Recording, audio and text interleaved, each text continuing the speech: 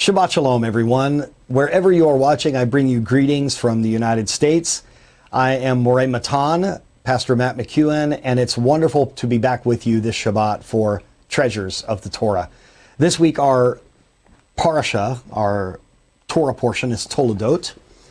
And there's an interesting concept that we learn in Judaism about what's known as the Yetzer Hara and the Yetzer Tov. The good inclination, the Yetzer Tov, and the evil inclination, the Yetzer Hara. Now, in my teaching in the first year, in year Aleph in Yeshivat Shuvu, I talk about this, about an inner struggle, and how we all have this inner struggle. Yetzer Tov versus Yetzer Hara. Who is going to win? It's like a competition. It's like a wrestling match. We might look at this in the Brit Chadashah, in the New Testament, where the Apostle Paul, Rav Shaul, says, the flesh and the spirit. We have these two things that are warring back and forth. Well, in this week's Torah portion, we learn about how Rebekah has an inner struggle of a different kind.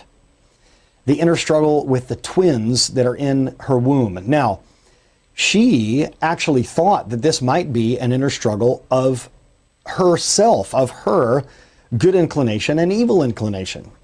And let me explain to you how this went. First of all, our key verse is going to be Genesis 25:22, where it says, the children, this is Jacob and Esau, Yaakov and Esav, the children struggled within her, and she went to inquire of Hashem. Now, Rashi says, well, what did she inquire? That he would tell her what would happen in the end. Now, let me read this to you. This is a commentary in the collection of commentaries known as the Wellspring of Torah. And this particular commentary comes from Rabbi Simcha Bonim. And it says this: we are told that whenever Rebekah passed a Jewish house of study, Jacob would move convulsively in an effort to emerge. However, whenever she passed a pagan temple, Esau would strain to emerge. Rebekah thought that she was only bearing one child, and therefore she assumed that the convulsive movements she felt within her when she passed houses of study and heathen temples were indicative of a struggle between the good impulse and the evil impulse in the child that she was going to have. Sometimes she thought the evil urge won the day and the child wanted to rush out and worship idols. And at other times she thought the good inclination had gained the upper hand so that the child wanted to emerge and go to yeshiva to study Torah. Naturally, Rebekah was anxious to discover what would happen in the end, as Rashi says. And she wanted to discover the outcome of the inner struggle that she thought was taking place within her child. Good or evil, which of the two would strike the final blow and emerge as the victor? Throughout our lives, a war against our evil inclination is waged. Sometimes we will win, and at other times the evil within us will gain the upper hand.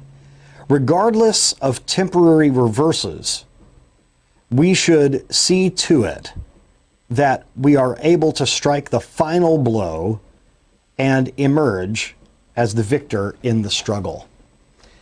I think this is absolutely brilliant, and I think it's so well said by this rabbi.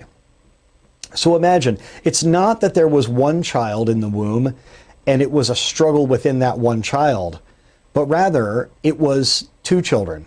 Jacob, who wanted to go to the houses of study, and by the way, when it says there in the English, in the book of Genesis, that Jacob was a man who dwelt in tents, a lot of times we think this means, at least in Western culture, that he was a bit of a homebody. He was kind of a mama's boy, for lack of a better term. But to dwell in tents, a man who liked to dwell in tents, this literally means to be involved in the house of study. And we know that that's what he was doing. He was in the study halls of Shem and Eber, that he was studying Torah, while Esau, his twin brother, was out not only hunting for animals, but he was a person who had a thirst for blood. In fact, Jewish tradition tells us that he was the one who slew Nimrod out in the wilderness. And it was after this murder that he came in and was asking his brother about the particular stew that he was eating. In fact, we know that this stew of lentils is a mourner's dish. They are mourning the death of Avraham Avinu.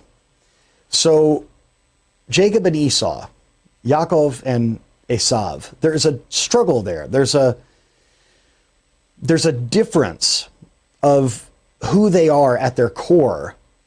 And it's a struggle to know, number one, who will win, or perhaps number two, how there can be a reconciliation. You see, in Judaism, Yaakov, Jacob, is a symbol of the Jews. And Esav, Esau, is a symbol of Christianity. Now, this reconciliation that needs to happen in the last days is something that we are actively a part of. For instance, we could look at the relationship that I have with our rabbis. They are Jewish, I am a Gentile. And we have this relationship where we're trying to make a tikkun. We're trying to make a rectification because Jacob is missing something, namely the Messiah, and Esau is missing something, namely the Torah. And so the two must come together, or as Rabbi Shapiro likes to say, meet in the middle. And this is so important. It's so important for us to understand. It looked like at one point they were going to reconcile because we see a kiss on the neck between them. But our sages tell us that this kiss was not genuine, that it was really attempting to be a bite on the neck, an attempt to injure or kill even. There was a time that we're going to talk about in future lessons where it looks like that Esav is going to go with Yaakov. But he only does it for a little bit. He doesn't fully go with him. And that is one of the things that's so eloquently borne out in the book, The Rivka Remnant, that Rabbi Shapira has most recently published. It's something that we must understand. This struggle between Jacob and Esau, between Judaism and Christianity, has been going on for a long time. And there must be a rectification. There must be a tikkun. There must be a healing that comes. There must be a recognition that each one has something that the other needs. And there must be the humility in order to, number one, admit that, and number two, to take the necessary action to make it right. You are a part of this journey. If you're watching this, whether you are Jewish or whether you are Gentile, you as a follower of Yeshua the Messiah have an obligation to play the role that you're meant to play. And there is a role for the Jew, for the Gentile. There's a role for the Messianic Jew, for the normative Jew, for the Gentile Christian. There's a role in the last days for all of these parties. In order to bring the redemption and the return of King Messiah, we must all do our part.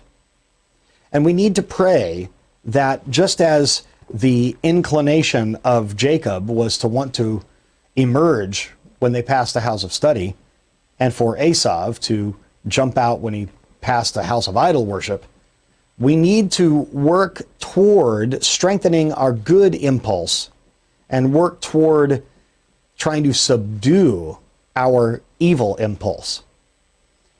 It is brought down in the Tanya that there's this one known as the Ben Oni, or sometimes pronounced the Benoni, the one who is the middle, the one who is not wicked, he's not righteous, but he's kind of somewhere in the middle. And the Tanya tells us that it is good to be that type of person, to not think of yourself as too righteous, to not think of yourself as too wicked, but to be in that position where in humility you have a firm grasp on who it is that you are. And that in that position to take this battle between the good impulse and the bad impulse and to truly be victorious. Remember what Hashem said all the way back when another couple of brothers were having an issue, Cain and Abel. Remember this: sin is crouching at your door and you must subdue it. You must overcome it.